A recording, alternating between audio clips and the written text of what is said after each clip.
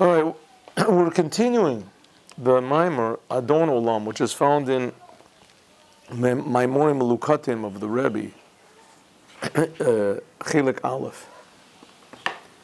This is a Maimer that was said by the Rebbe in 1983, Adon Olam. It's talking about what happens when the shofar is sounded on Rosh Hashanah.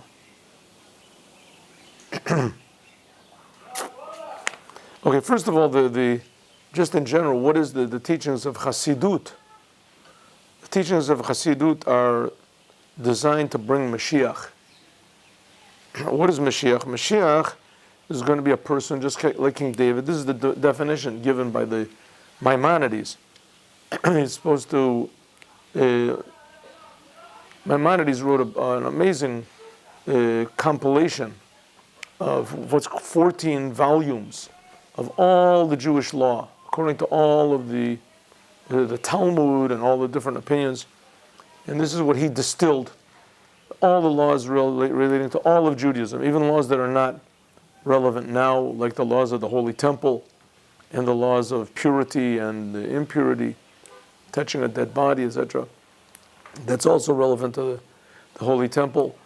And he ends up with the laws of the Mashiach. It's going to be Mashiach. Now, Mashiach is one of the foundations of Judaism. It's one of the 13 principles of faith. And in a way, we can say it's the main one. It's the only commandment in the whole Torah that the Maimonides says that if you don't believe in the Mashiach and wait for him to come, then you deny not just the coming of the Mashiach, but the whole entire Torah. So, and he gives criterion. You're supposed to wait for Mashiach to come, so he gives criterion of who the Mashiach is. It has to be somebody that comes from the tribe of King David, etc. But the main thing is the Mashiach, his main purpose is to strengthen, to encourage, to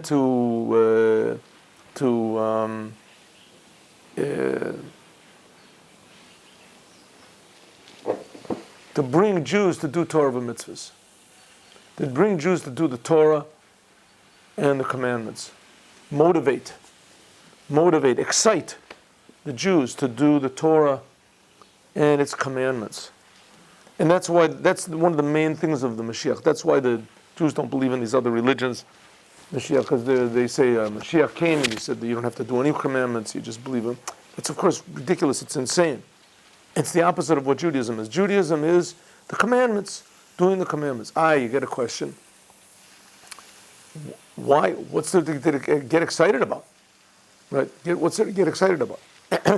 If there comes along a man and says you don't have to do the commandments anymore and you're going to go to heaven, and you don't have any idea what heaven is, it's infinite bliss all the time, just believe in me. So that sounds pretty good. It sounds pretty good, and the commandments are a little bit sort of dull. I mean, they're a little bit empty, it's just sort of like these rituals that you go through, empty rituals.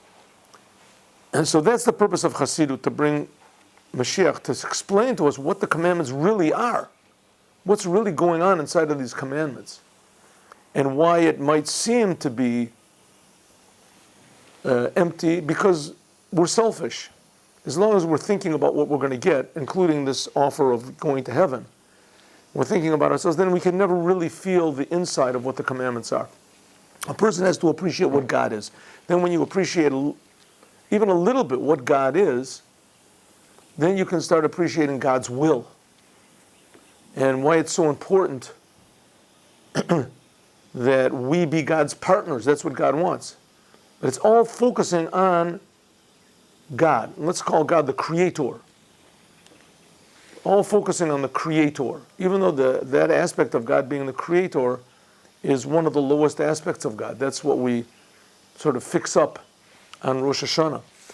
Because the whole creation screams out that there's no God. It's just nature. Here we have these big scientists that say there's no.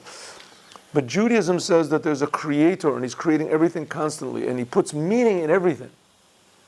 And it's incomparable meaning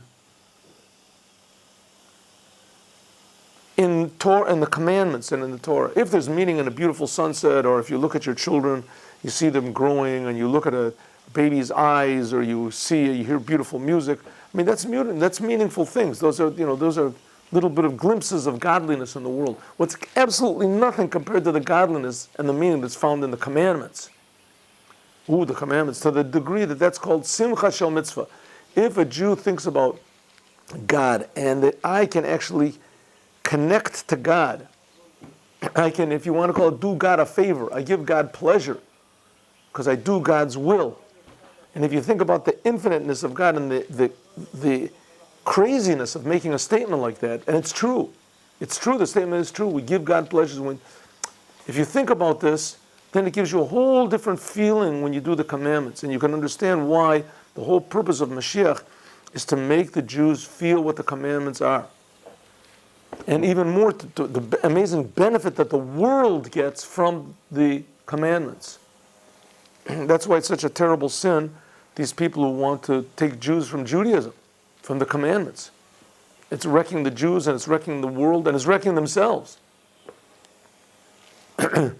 The devaluation of the world, all of a sudden this lopsided valuation of heaven and going to heaven. Maybe that's what they want.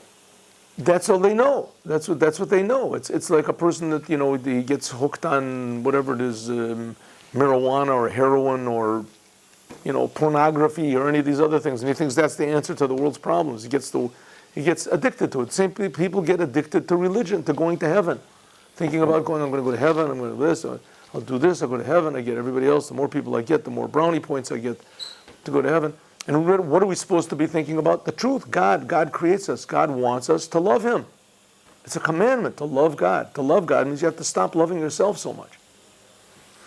Let's put it in this way. Another way, you have to think of yourself in a different,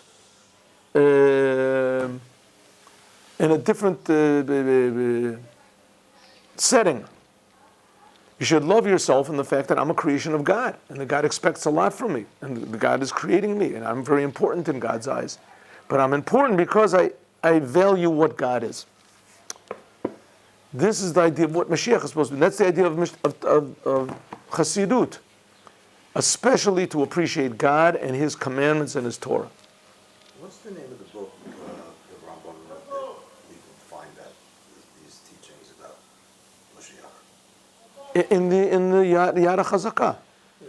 Yad HaChazakah. It's called the sometimes he calls it Mishnah Torah of the Rambam. Mishnah Torah. It's also called Yad HaChazakah. God took the Jews out with a Yad Chazakah from Egypt, with a Yad Chazakah. Yad is Yud Dalet, it's 14. He wrote 14 volumes. So